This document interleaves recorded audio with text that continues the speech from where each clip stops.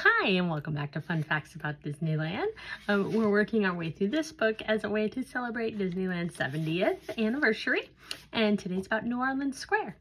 The frequent groupings of American, French, and Spanish flags in New Orleans Square refers to the one-time governments of the Louisiana city.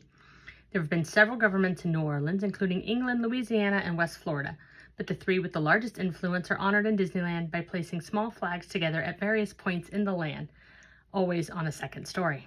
Furthermore, the area between Pirates of the Caribbean and Tarzan's Treehouse, which is now back to Swiss Family Robinson Treehouse, is a pirate alley that mirrors an actual pirate's alley in New Orleans. So that might actually be gone because they took out part of the tree. So we'll just move on to the next New Orleans fact, and that is the tiered esplanade in New Orleans Square was inspired by Factor's Walk in Savannah, Georgia.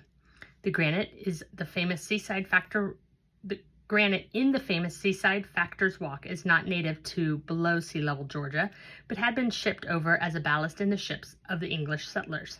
The ballast was crushed to make walkways, and the ships were filled with cotton for return voyage. Disney designers wanted to approximate the look of crushed ballast, but had to move gradually from that rough texture along the waterline to more refined streets in New Orleans. So the esplanade features different textures to make the transition gradual. Again, not sure if that's still there because that area's been redone, I think, since this book was written, but I'm going to check that out next time because that's something I didn't know or didn't pay attention to because I've definitely read this. Furthermore, the need for authentic appearance did not prevent designers from substituting materials when it suited them.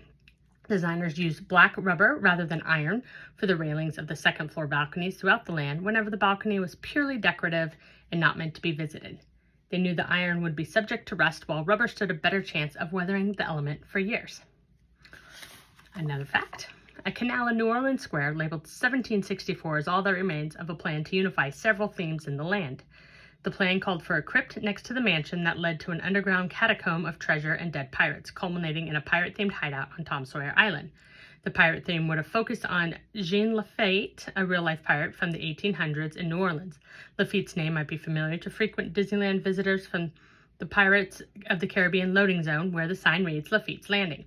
The date, 1764, was derived by subtracting 200 years from the birth date of one Imagineer who worked on the project.